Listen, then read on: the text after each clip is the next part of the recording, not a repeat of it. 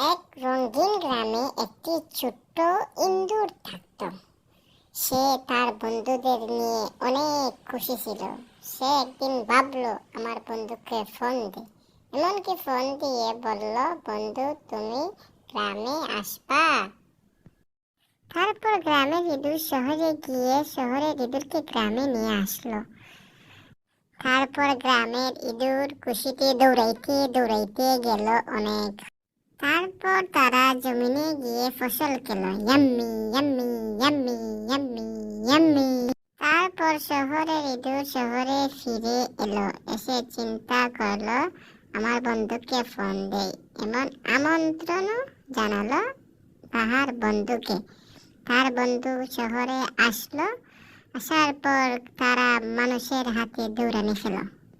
তখন শহরের ইঁদুর বুঝলো শহর থেকে গ্রামই অনেক ভালো। এক রঙিন গ্রামে একটি ছোট্ট ইঁদুর থাকত। সে তার বন্ধুদের নিয়ে অনেক খুশি ছিল। সে একদিন ভাবলো, আমার বন্ধুকে ফোন দে।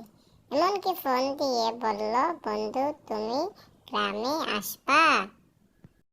তারপর গ্রামের ইঁদুর শহরে গিয়ে শহরের ইঁদুরকে গ্রামে নিয়ে আসলো।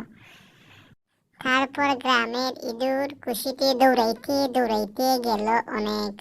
তারপর তারা জমিনে গিয়ে ফসল খেলো, yummy yummy yummy yummy yummy.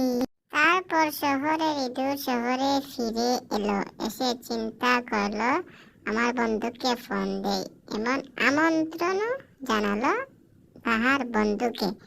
তার বন্ধু শহরে আসলো। আসার পর তারা মানুষের হাতে দৌড়ানি খেলো। তখন শহরের ইঁদুর বুঝলো শহর থেকে গ্রামই অনেক ভালো।